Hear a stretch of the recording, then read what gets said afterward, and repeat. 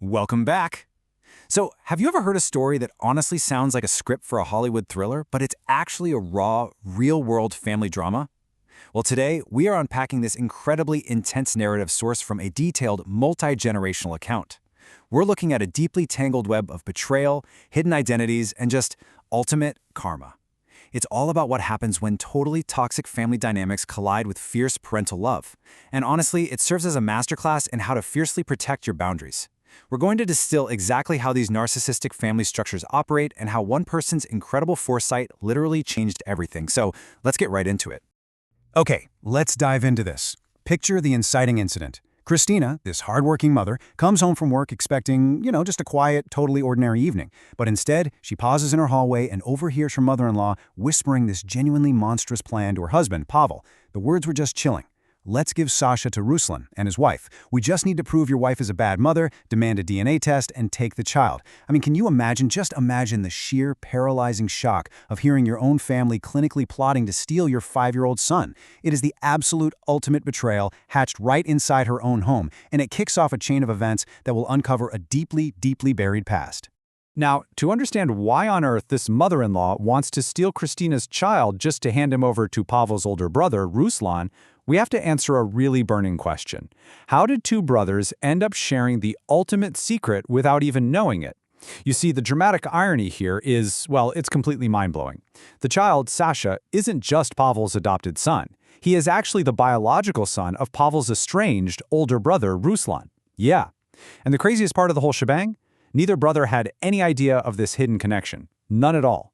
It's this massive blind spot that completely sets the stage for the explosive conflict we're about to see unfold. So let's rewind the clock a bit and untangle Kristina's past to see exactly how we got here. 6 years ago, young Kristina falls hard for Ruslan's charm, totally unaware of his true nature. Fast forward about 6 months, she is pregnant, and Ruslan just cruelly rejects her.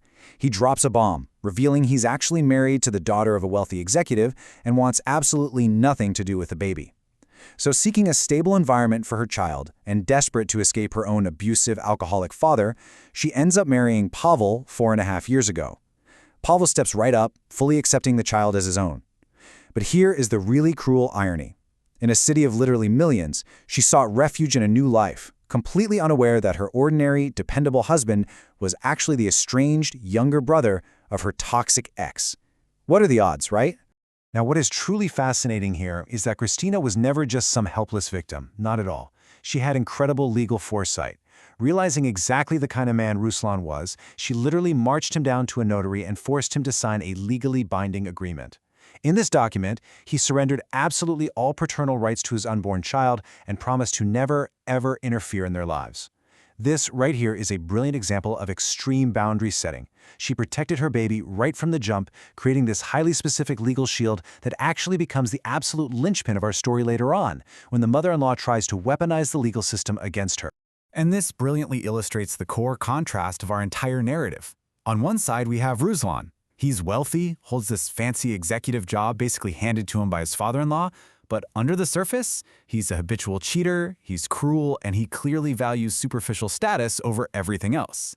Then, on the other side is Pavel. He's an ordinary auto mechanic who really struggled in school. But morally, the guy is fiercely loyal, loving, and unconditionally accepted little Sasha as his own from day one. It's your classic battle of superficial, material success versus true, solid moral character. It really shows us that what looks absolutely perfect on paper is often deeply fractured in reality.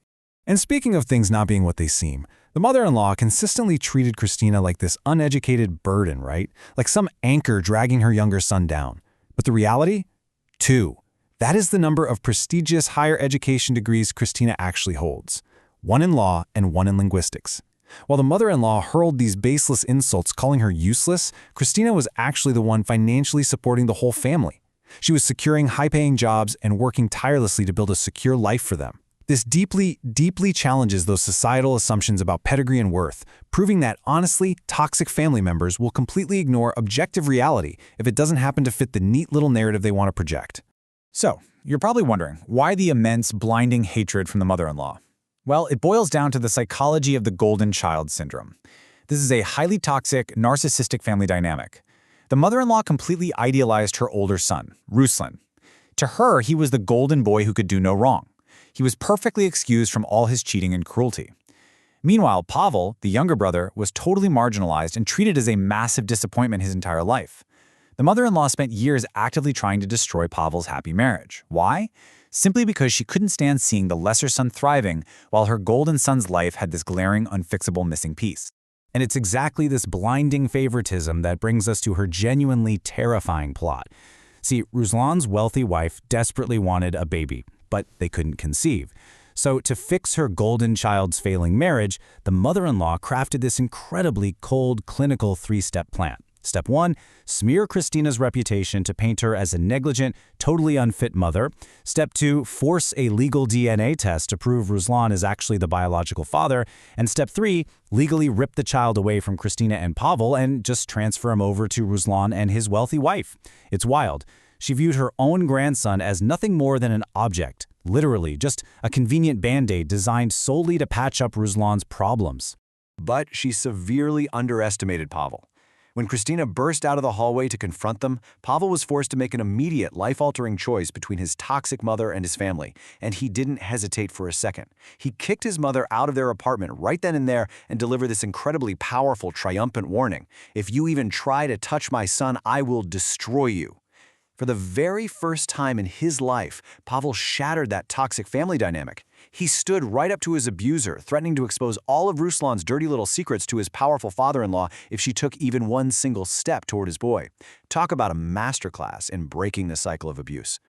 But hold on, because there's a wild card in all of this. What about Angelina, Ruslan's wife? She is completely unaware of her husband's infidelities, she has absolutely no idea there is a secret child, and she is totally, completely innocent in the mother-in-law's sinister kidnapping plot. She is just a woman navigating her own painful struggles with fertility, exploring adoption with a completely pure heart. The impending collateral damage here is just massive. So the tension hangs really heavy in the air.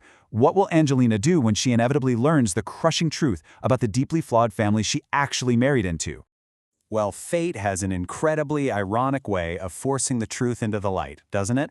Driven by her genuine desire to help kids, Angelina decides to start volunteering at a local children's home. And one evening, walking back from her shift, she spots this beautiful family at a playground and casually strikes up a conversation. Without even realizing it, Angelina has just introduced herself to her husband's secret brother and his former mistress. I mean, you can't write this stuff. When Pavel and Kristina realize exactly who she is, they make a massive decision to lay all the cards on the table. In one single, breathtaking evening, a web of lies spanning half a decade is completely unraveled. So, the crucial point is how this incredible story actually resolves. Let's walk through this ultimate karmic balance sheet together, because honestly, it is incredibly satisfying.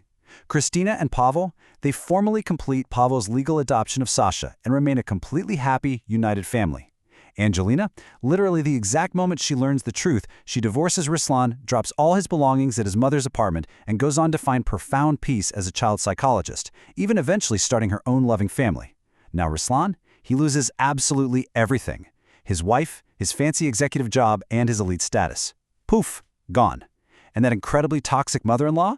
The profound shock of her golden son losing his empire triggers a severe mental breakdown, and she is ultimately institutionalized. Every single person received exactly what their actions earned them.